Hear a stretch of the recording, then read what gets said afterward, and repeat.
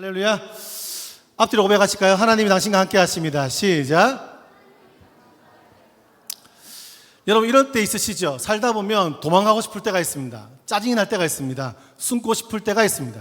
우리 고등학교 때는 시험 기간 되면 정말 고3 되면 도망가고 싶습니다. 아마 대학생들도 이번에 첫 시험이나 시험 기간 되면 그동안 내가 뭐 했나, 너무 놀았다 이런 마음이 들면서 숨고 싶을 때가 있겠지요. 직장생활 하다 보면 관계적인 어려움과 열심히 노력하지만 생각보다 쉽지 않고 여러 상황 속에서 도망가고 숨고 싶을 때가 있습니다. 저도 그럴 때가 있습니다. 사역하면서도 도망가고 싶을 때가 있고, 한 조직을 운영해 가면서도 걱정되고 이래가 되겠나 싶을 때가 있고, 무섭고 숨고 싶을 때가 있죠. 여러분, 관계적으로 어려움이 생겼을 때, 교회에서 여러 가지 상황들이 발생했을 때 도망가고 싶고 숨고 싶은, 이불 속으로 숨어버리고 싶은 순간이 있습니다. 오늘 보이는 요나, 우리가 이제 요나서 벌써 1, 2, 3장 이제 거의 끝났죠. 다 끝나고 이제 큐티 지나갑니다. 오늘 또 한 번에 1, 2, 3장을 금방 지나갈 거거든요. 여러분, 들을 준비 됐나요?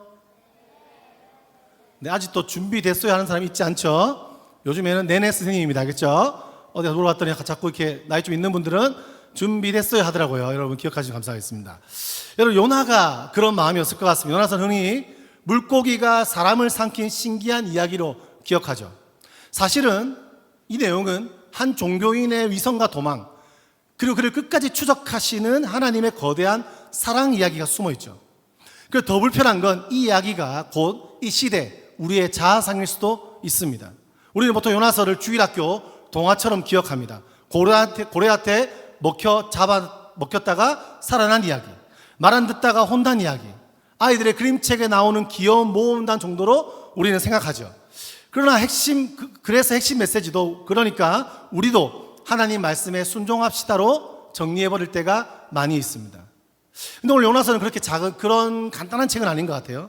요나는 실제로 주전 8세기에 이스라엘이 정치 군사적으로 가장 번영했던 여로보암 2세 시대에 활동한 선지자였습니다.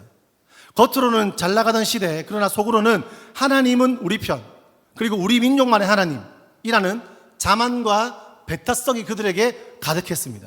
잘못된 선민의식이죠. 그러나 속으로는 하나님은 우리 편, 이런 마음을 갖고 있기 때문에 이 시대 가운데 저 멀리 있는 아시리아, 오늘 본문에 따지면 니느웨 같은 땅은 장차 이스라엘을 그냥 삼켜버릴 원수 제국일 뿐이었고 우리하고 전혀 상관없는 나라였다는 것을 알게 되는 것이죠. 바로 그 한복판에 하나님은 요나라는 사람을 전면에 세우고 있습니다. 그러니까 요나서는 단순히 요나 개인의 일화와 요나 개인의 스토리가 아닙니다. 요나를 거울처럼 앞세워서 당시의 시대 가운데 배타성에 갇혀있던 이스라엘 백성 전체에게 던지는 하나님의 도전적인 메시지이죠. 너희는 내 사랑을, 내가 준 사랑을 너희만의 울타리 안에 가둘 것이냐, 아니면 원수까지 품는 나의 사랑을 너희가 받아들이고 너희도 그 사랑을 실천하겠냐는 질문이 있죠. 요나서는 맨 끝에서 우리에게 딱 한 가지를 묻습니다. 오늘 설교 제목이기도 한데요, 하나님은 니느웨도 아끼시는가? 우리는 살면서 이 고민을 늘 하게 됩니다. 하나님, 저 인간 또요. 여러분, 결혼하시면 깨닫습니다. 이 남편도요, 살면서 이런 사람도요, 이런 직장 상사도요, 이런 직장 동료도요, 나에게 상처 준 사람도요 아끼십니까? 그것 때문에 불의하고 고민하고 우리는 질문을 당연히 하고 사는 게 그게 또 인생이기도 합니다. 납득이 안 될 때도 있습니다. 당연한 것이죠. 오늘 그 질문을 가지고 따라가 보는 거예요. 여러분, 오늘 요나는 하나님이 요나에게 말씀하시죠. 일어나 저 큰 성읍 니느웨로 가라. 근데 요나는 정반대 방향 땅끝 다시스로 가는 배를 탑니다. 여러분, 우리가 오늘 이 핵심 한 절 1장에 보면 1장 3절의 말씀입니다. 그러나 요나가 여호와의 얼굴을 피하려고 일어나 다시스로 도망하려 하여 욥바로 내려갔더라. 요나는 도망갔다는 겁니다. 왜 도망갔을까요? 이유는 몇 가지가 있어요. 첫 번째, 무서웠습니다. 니느웨는 잔혹하기로 악명 높은 아시리아 제국의 수도입니다. 이스라엘을 짓밟은 원수의 심장부니까요. 저희 가서 그 무서운 데 가서 막 망한다 할 수 없잖아요. 여러분, 갑자기 하나님 마음 주신다고 막 족보들 100명인데 가서 너희 망해 이렇게 당하면 어떻게, 무섭지 않으세요? 웃자고 한 말인데 좀 웃어주시고 기분 안 좋은 일 많으신 거 아니죠? 일단 무서웠다, 첫 번째. 두 번째, 너무 미웠습니다. 원수의 도시가 회개하고 살아나는 그 꼴을 못 보는 겁니다. 여러분도 그런 생각 하잖아요. 가끔 전도하고 싶다가도 이 인간은 교회 다니면 안 될 것 같아. 교회 다니는 저 인간은 회개하면 안 될 것 같아. 저 꼴보기 싫은 저 인간을 내가 천국에서도 봐야 돼? 그런 말 들 수 있죠.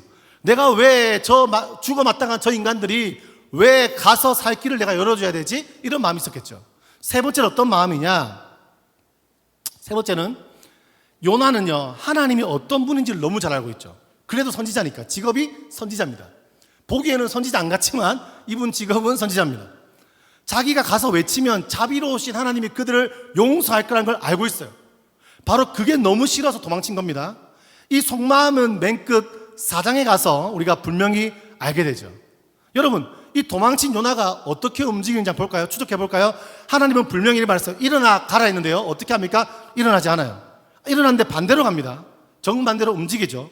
항구 도시 요바로 내려갑니다. 그리고 그 배를 타려고 또 내려갑니다. 그런 다음에 폭풍이 몰아치는데 요나는요, 사람들을 피해 배 밑창에 갑니다. 그리고 가장 밑은 밑바닥으로 내려갑니다. 그리고 거기서 세상 모르고 깊이 잠들어서 어쩌면 더 내려가는 거죠. 그런 상황입니다. 내려가는 것을 오늘 요나서는 보여주고 있죠. 도망은요, 한 번도 그를 위로 올려준 적이 없습니다. 밑으로 내려가는 도망을 계속하고 있습니다.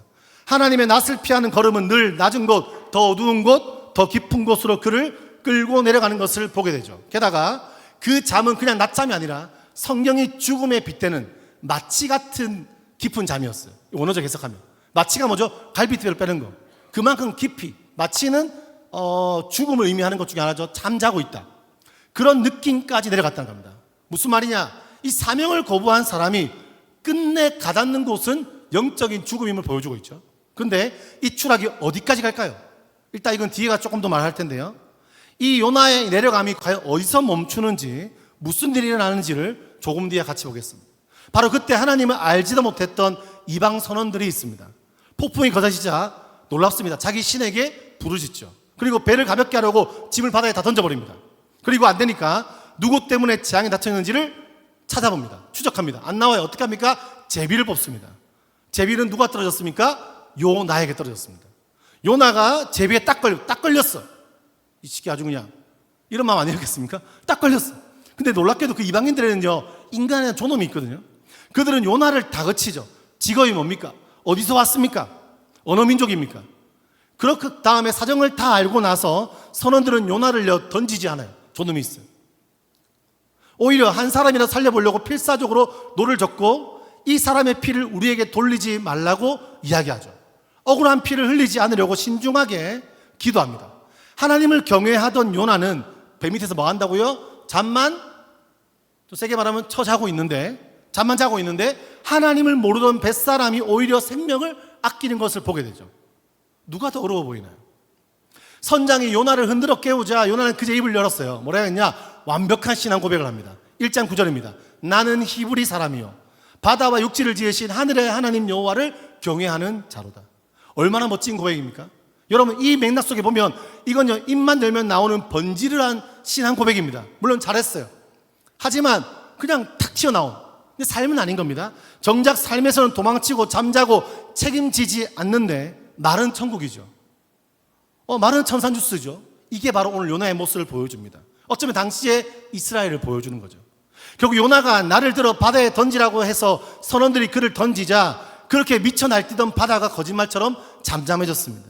그러자 이 이방 뱃사람들이 여호와를 크게 두려워하여 제사를 지내고 서원을 하는 장면이 나오죠. 정작 선지자는 도망치는데 이방인들이 하나님을 예배하게 된 거죠. 요나서는 이 통렬한 대비로 지금 우리를 찌르고 있습니다. 찔리시나요? 안 찔린 표정 한 3명 있습니다. 우리도 입만 열면 하늘과 바다를 지으신 하나님을 경외하죠. 아까도 존귀하신 분, 주는 존귀하신 분, 얼마나 벅차요. 주는 존귀하신 분, 만물 주께 나와 주님을 찬양했죠. 근데 우리의 모습 속에서 위기가 오면 거창하고 은혜로운 기도를 드리지만, 근데 교회 문을 나서는 순간 우리 세상과 전혀 다르지 않은 모습으로 또 살아가는 우리의 모습을 직면할 때가 있죠. 아무런 차이가 없죠. 교회 안에선 거룩한 성도, 교회 밖에서는 적당주의와 위선을 가질 때가 있는 것도 사실이죠. 여기 요나서가 같은 단어를 반복합니다. 히브리어로 라라는 단어인데 악으로는 재앙으로도 괴로움으로도 번역됩니다. 악, 재앙, 괴로움. 니느웨의 악도 라. 이 요나 때문에 배에 닥친 재앙도 라. 나중에 요나가 햇볕에 느끼는 괴로움도 바로 라입니다. 무슨 말이냐면 요나는 남의 악에는 멸망해야 마땅하다라고 분노하는데 자기에게 닥친 괴로움에는 중내산의 난리법석을 떨고 있습니다.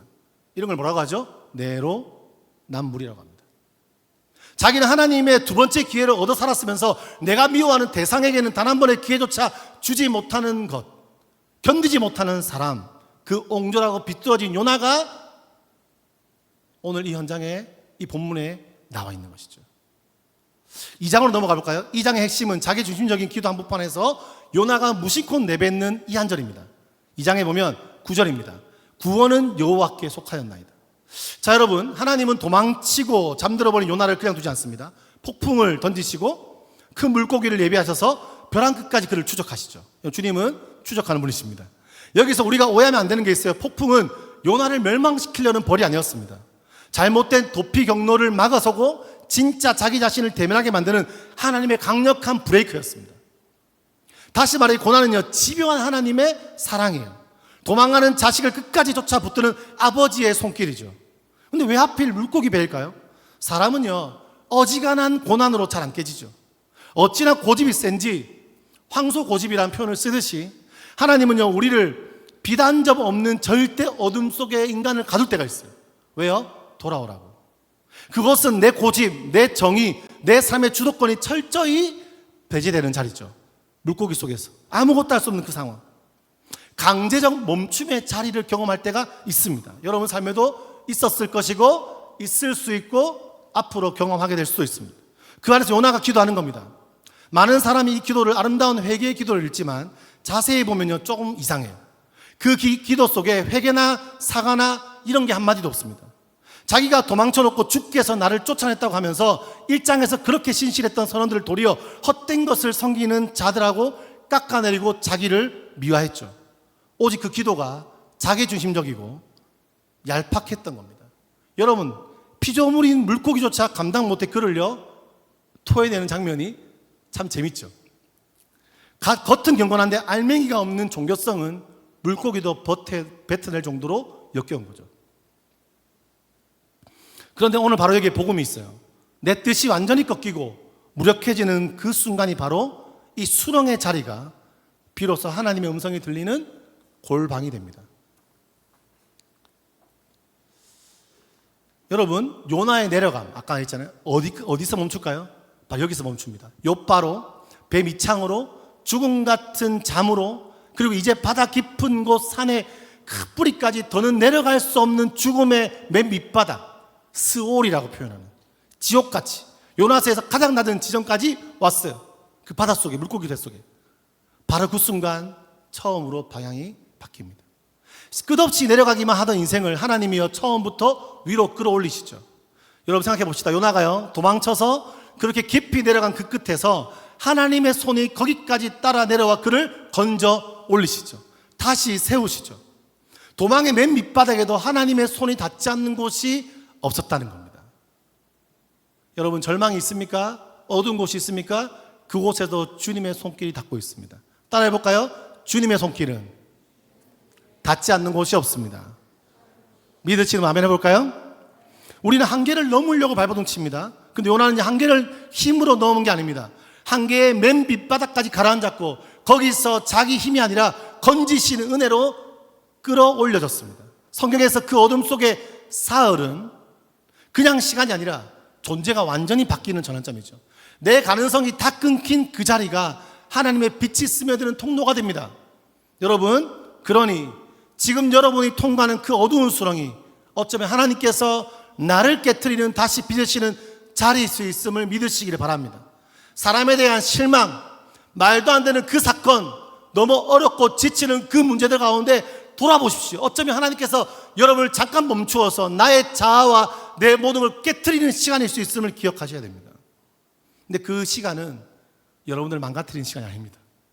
오히려 더 갔으면 망가지는 건데 주님께서 잠깐 멈추게 하시고 다시 그 존재를 바꾸기 원하시고 고집을 비워내고 다시 하나님께 귀 기울이게 하는 골방으로 인도하는 시간이죠. 그 외로움의 시간, 그 지치는 시간, 그 눈물의 시간, 생각마다 짜증나는 그 시간, 너무 괴롭고 외로운 그 순간에 주님 말씀하시기를 뭐라고 말씀하시냐? 내 손이 여전히 너를 붙잡고 있다. 여러분 그것을 기억하셔야 됩니다. 이제 3장과 4장입니다. 3장에 보면요 10절 말씀 있는 분들 한번 찾아볼까요? 하나님이 그들이 악한 길에서 돌이켜 떠난 것을 보시고 하나님의 뜻을 돌이키사 그들에게 내리리라 하신 말씀하신 재앙을 내리지 아니하시니라. 드디어 여러분 이제 이런 장면이 나오는데 물고기 뱃속에서 토해진 요나가 안 되겠다 싶었겠죠. 어떻게 합니까? 여호와의 말씀이 두 번째 임합니다. 이게 도망치고 이 가라앉았던 사람에게 다시 하나님이 어떻게 하십니까? 사명을 맡기시죠. 여러분 우리가 도망하고 어렵고 지칠 때가 있지만 참 말도 안 되는 인생을 살지만 주님은요 다시 기회를 주는 분이십니다. 할렐루야. 기회를 주시는데 맡기시는데 한 번의 실패로 내치지 않는 그 하나님이 사명을 주시는데 요나가요 좀 뜨뜻미지근합니다. 이쯤 되면 요나 고집이 보통 아니죠. 이쯤 되면요 주님 감사합니다 가야 되는데 좀 대충합니다. 순종할 마음이 별로 없어. 근데 어쩔 수 없이 해야 돼. 이런 생각 안 들겠어요? 와 하나님 진짜 집요하네 진짜. 너무하신 거 아니에요 진짜. 물고기까지 찾아오고 진짜 너무 힘들어 죽겠어. 니느웨는요 사흘을 걸어야 할 수 있는 큰 성읍인데 요나는요 어떻게 합니까? 하루 만에 주파합니다. 하루 만에 가서 왜냐하면 이유가 뭐예요? 회개시키기 싫으니까 들을까봐. 이 설교도 엉망입니다. 무엇 때문에 망하는지 누가 심판하는 여호와 이름을 말도 안 해요. 다 빼버리고 이렇게 말합니다. 이렇게 했을 것 같아요. 40일 지나면 망합니다. 지나가다가 이렇게 누군지 몰라요. 새로운 사람이 와 있는데 요나 걸어가다 40일 있으면 망합니다. 이렇게 하고 지나가는. 하루 만에 뛰어가면서 막 겉에 빠른 걸 보는. 40일 있으면 지납니다. 죽습니다. 죽으면 망합니다. 이러고 지나갔어요. 이 말도 안 되게 툭 던지고 그야말로 신용 뿌린 순종이었죠. 놀라운 일이 벌어집니다. 그 부실하기 짝이 없는 설교를 듣고 니느웨가 통째로 돌이키죠. 아 부러웠습니다. 이렇게 하면 대추 설교에도 역사하심. 소식이 왕위까지 올라가자 거대한 제국의 왕이 보좌에서 일어나 왕복을 벗고 굵은 베옷을 입고 잿더미에 주저앉습니다. 그리고 조서를 내립니다. 사람도 짐승도 다 먹지도 마시지도 말고 저마다 악한 길과 손으로 행한 강포에서 떠나라고 이야기하죠. 무슨 뜻입니까? 구원은 전하는 사람의 환경이나 조건에 있는 게 아니었죠. 뭘 말합니까? 하나님의 주권. 자비하신 하나님의 전적인 주권에 있음을 우리는 알게 되죠. 그리고 그들의 회개는 금식이라는 종교의식에 그치지 않고 자기들의 본질적인 죄악, 손으로 행한 강포, 이게 어떤 의미냐면 폭력입니다. 약자를 하대하고 두들겨 패고, 하나님 성경에 보면요 그들을 단순히 나를 안 믿기 때문 아니에요. 약자를 보호하지 않고 두들겨 패고 강포를 행하자 하나님 어떻게 하십니까? 그들을 심판하십니다. 구약의 모습들을 보면 그 강포에서 그들이 실제로 떠나는 삶의 변화로 이어졌어요. 그러자 하나님은 뜻을 돌이켜 재앙을 거두시죠. 이게 요나스의 절정입니다. 니느웨가 살아나자 요나는 매우 싫어하고 선언을 냅니다. 하나님께 따집니다. 그 기도가 충격적이죠. 거 보십시오. 그럴 줄 알았습니다. 땡깡을 부립니다.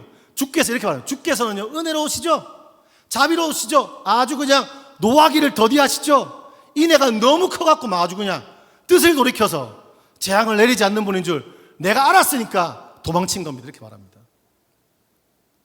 진짜 땡깡 장난 아니죠 요나. 이게 사실은 성경이 노래하는 하나님의 가장 아름다운 성품인데 요나는 그게 감사가 아니라 어떻게 합니까? 원망의 근거로 들이밀고 있어요. 하나님의 사랑이 너무 넓다는 게 불평거리가 됩니다. 그리고는요 차라리 내 목숨을 거두어 가세요. 사는 것보다 죽는 게 낫겠습니다. 이렇게 말하는 요나 모습을 보게 되죠.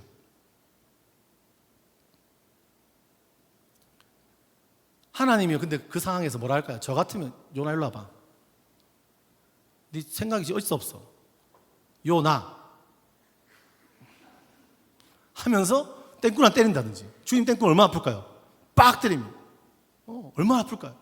근데 그렇게 하지 않고 주님은 너무 부드럽게 물으시죠. 요나야 네가 성내는 게 옳으냐?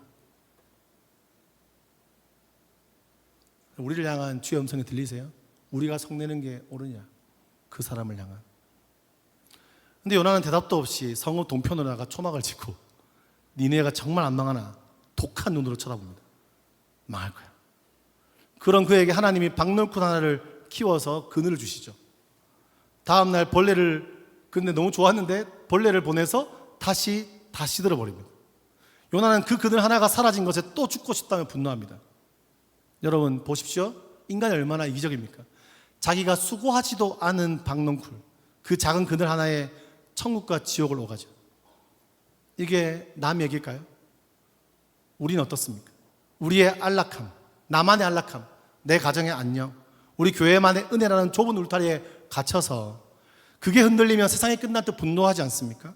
그러면서 정작 울타리 밖에서 신음하는 수많은 생명에는 철저히 무관심하고 냉소적이지 않습니까? 우리 마음에 묘한 거리감이 있죠. 먼 나라에서 수만 명이 죽었다는 뉴스는 안 됐네 하고 그냥 넘어가 버리죠. 그러나 내 지갑에 있는 몇만 원, 내 떨어지는 주식, 내가 조금 손해보고 오해받는 거 때문에는요 미치죠. 완전 마음이 뒤집어지죠. 12만 명의 생명보다 박넝쿨 하나가 더 크게 다가오는 요나의 마음이 이 시대의 정확한 축소판일 수 있습니다.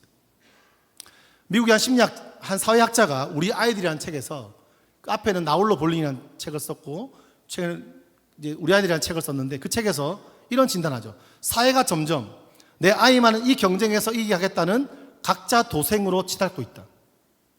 한국은 더 심하지 않습니까? 끝이 안 보이는 사교육과 경쟁과 부모 찬스, 이제 개천에서 용나는 인생은 없죠. 체념합니다. 우리는 저마다 울타리를 점점 더 높이 쌓고 그 바깥으로 밀려나는 사람은 내 알 바 아니라며 등을 돌리죠. 관심 갖지 않습니다. 소외가 당연합니다. 우리 교회도 마찬가지죠. 여러분, 이 시대에서는 각자 도생은 공기처럼 당연한 말이 되었습니다. 내 스펙과 내 자리와 내 합격과 그 너머에 떨어지는 사람은 잘 보이지 않습니다. 근데 이 책 제목이 왜 하필 우리 아이들일까요? 남의 아이를 우리 아이로 끌어안는 것, 그것이 무너진 사회를 다시 세우는 길이라는 것. 그리고 이게 정확히 요나서가 말하고 있는 거죠. 하나님은 울타리 밖 니느웨의 좌우를 분별하지 못하는 12만 명, 곧 남의 아이들까지도 내 아이로 품고 아끼시는 분임을 말하는 것이죠. 우리는 고통에 너무 무감하죠.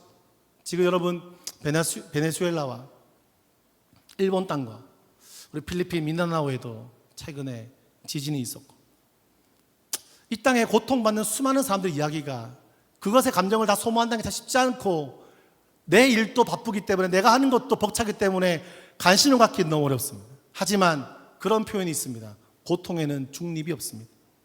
누군가 짓밟히고 있는데 나는 상관없다며 가만히 있는 것은 중립이 아니고 이미 강한 자의 편에 서는 것입니다.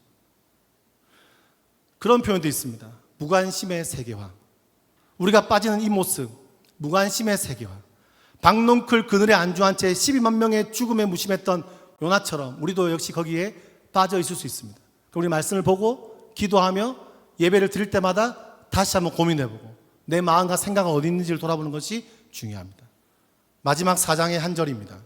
내가 수고하여 사지도 않은 이 박넝쿨 닦겠거늘 하물며 이 큰 성읍 좌우를 분별 못하는 12만 명과 수많은 가축을 내가 어찌 아끼지 아니하겠느냐. 여기 아끼다는 말이 핵심이죠. 아깝다는 뜻이 아닙니다. 히브리어로 누군가의 고통을 바라보며 함께 눈물 흘리다. 여러분 컴패션이라는 말을 알죠? 함께와 아파하다. 하나님은 지금도 길 잃은 세상의 생명들을 바라보며 애태우고 눈물을 흘리는 분이십니다. 하나님은 그런 분이십니다. 여러분 그 하나님의 사랑이 너무 크고 은혜롭고 예수 그리스도의 십자가 사랑이 너무 커서 성경은 그 사랑을 어떻게 표현할까를 고민하다가 어떻게 표현했냐, 라훔이라고 표현했습니다. 뭐냐면 어머니의 자궁과 같다. 어머니의 자궁과 같이 그 사랑은 너무너무 풍성하고 상상할 수 없는데 10달 동안 아이를 품고 있는 자궁처럼 그 사랑은 너무너무 놀랍다. 예수님께서는 그 마음으로, 창자가 뒤틀리는 마음으로 나사로를 보시고 사람들을 바라보시며 스플랑크 리조마이, 창자가 찢어지는 고통을 갖고 영혼들을 바라봤던 모습을 우리는 알게 되죠. 여러분 그 사랑을 우리도 함께 공감하고 있습니까? 어제 우리 청년들이 많이 출연한 우리 읍내라는 작품을 했지요. 주인공 에밀리는 아이를 낳다가 젊은 나이에 세상을 떠나죠. 근데 그녀에게 살아있던 평범한 하루를 단 한 번 돌아갈 기회가 주어집니다. 설레며 돌아갈 그날 에밀리는 충격을 받죠. 사랑하는 가족이 같은 식탁에 둘러앉아 있으면서도 서로의 얼굴을 보지 않는다는 겁니다. 분주함에 쫓겨 곁에 있던 사람을 마음 다해 한번 들여다보지 못한 채 그 귀한 하루가 흘러버리죠. 견디다 못한 에밀리가 묻습니다. 사람들은 살아있는 동안 정말 삶을 깨닫나요? 매 순간순간을요. 그래서 답이 돌아오죠. 없죠. 우리는 살아있는 동안 그 순간이 얼마나 소중한 순간인지 잘 알지 못합니다. 우리도 그럴 때가 있죠. 매 곁을 스치는 사람의 얼굴조차 제대로 보지 못합니다. 하물며 울타리의 밖, 저 멀리 니느웨의 12만 명을 보는 것은 더욱 어렵습니다. 근데 여러분, 하나님은 다르십니다. 그분은 한 사람 한 사람을 끝까지 바라보시고 고통에 눈물을 흘리시고 창자가 끊어지는 아픔을 느끼시고 그 마음으로 사랑하시죠. 그게 바로 아낀다의 뜻입니다.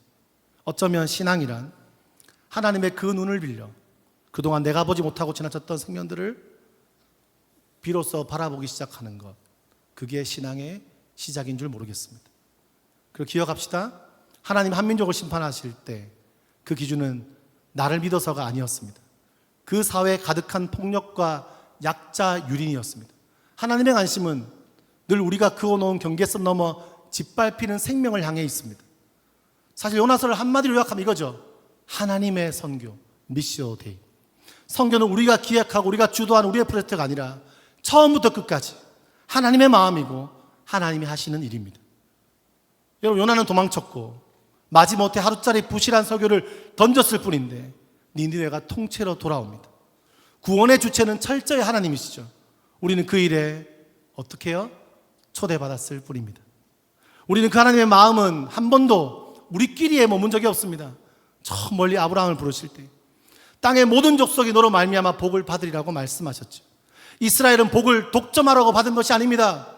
우리는 신앙을 독점하라고 받은 것이 아닙니다. 온 세상으로 복이 흘러가는 통로가 되라고 우리는 부름받았습니다. 여러분도 마찬가지고 저도 마찬가지고 우리 모두 그렇습니다. 요나는 그리고 이스라엘은 그 사명을 잊어버렸죠. 자기만의 울타리를 치고 하나님의 복을 우리 안에 가둬버렸습니다. 우리 교회 안에, 우리 환경 안에, 우리 집 안에. 그러나 하나님의 질문은 결국 이겁니다. 너의 기쁨과 슬픔의 기준은 도대체 어디에 있느냐? 요나서는 참 특이하게 끝납니다. 이 장엄한 질문 앞에서 요나의 대답은 기록되지 않은 채 열린 결말로 끝납니다. 왜일까요? 왜 침묵하실까요? 그 침묵은 이제 우리가 대답할 차례라는 뜻이기 때문입니다. 이 질문은 요나에게 던져진 게 아니라 지금 이 글을 묵상하고 읽고 있는 말씀을 듣고 있는 우리 모두에게 향해 있습니다. 오늘 우리는 이 세 마디를 통과했습니다. 입술의 신앙과 삶의 무책임이 폭로되었고, 물고기 뱃속에서 내 고집이 해체되었고, 박노클 너머로 아버지의 마음이 확장되어 우리 안에 부어지는 시간입니다. 청년 여러분, 신앙의 본질은 내 좁은 소견으로 하나님의 자비를 제한하는 독선에서 벗어나는 겁니다. 센 놈만 살아남는 폭력적인 세상 속에서 우리가 쌓아올린 배타적인 성벽을 어물고 주님 흘리신 그 눈물을 따라, 그 시선을 따라 주님의 마음이 있는 곳, 주님 마음 내게 주소서, 주님께서 아끼시는 저 바깥의 생명들 향해서 내 손을 뻗고 내 마음과 내 심령과 내 고통을 한마디라도 거들면서 내 무릎을 꿇는 것, 그것이 바로 요나서가 우리에게 요구하는 진짜 회개이자 사명입니다. 그게 바로 하나님의 나라입니다. 하나님 나라는 우리가 쳐놓은 울타리 안에 작은 왕국이 아니고 원수까지 끌어안는, 우리가 상상하는 것보다 훨씬 넓은 나라입니다. 한국도, 제주도, 필리핀도, 일본도, 베네수엘라도. 하나님은 니느웨도 아끼시는가? 이 질문은 사실 너는 그 넓은 하나님 나라에 동참하겠느냐? 아니면 박nom풀 그늘 아래 내 작은 왕국 속에서 머물며 살아가겠느냐? 이런 주님의 질문입니다. 우리는 질문 앞에 섭니다. 하나님은 니느웨도 아끼시는가? 너는 나와 너를 가르는 벽을 허물고 이 세상 모든 생명과 함께 아파하는 나의 눈물을 너도 품을 수 있겠냐? 주님, 우리 이 말씀을 통해서 우리를 초대하고 있습니다. 혹시 여러분 중에서도 혹시 요나처럼 끝없이 내려가는 분이 있습니까? 여러분 기억하세요. 요나가 도망쳐 내려간 그 맨 밑바닥까지 따라 내려와 그를 건져 올리신 그 손이 지금 여러분의 밑바닥도 다 있습니다. 거기가 끝이 아니고 거기서부터 하나님은 우리를 끌어올려 울타리 넘어 그 큰 사랑으로 우리의 삶을 인도하십니다. 믿습니까? 훗날 예수는 자신을 가리켜 요나의 표적이라고 하시죠. 요나가 사흘 동안 물고기 뱃속에 있었던 예수도 우리를 건지시려고 친히 사흘간 죽음의 자리로 내려갔다가 살아났습니다. 그리고 덧붙이셨죠. 요나보다 더 큰 이가 여기 있다. 끝까지 내려가 우리를 건져 올리신 그 부활의 복음이 이제 니느웨까지 세상 모든 민족에게로 흘러갑니다. 그게 하나님 나라고 하나님의 선교고, 요나는 그 부르심에 머뭇거렸지만 우리는 더 큰 요나 예수님을 알기 때문에 우리는 대답할 수 있습니다. 이 질문에 대한 대답은 요나처럼 여러분들이 비워두지 않기를 바랍니다. 각자의 삶으로, 우리의 작은 돌이킴으로 대답해가는 우리가 되기를 축복합니다.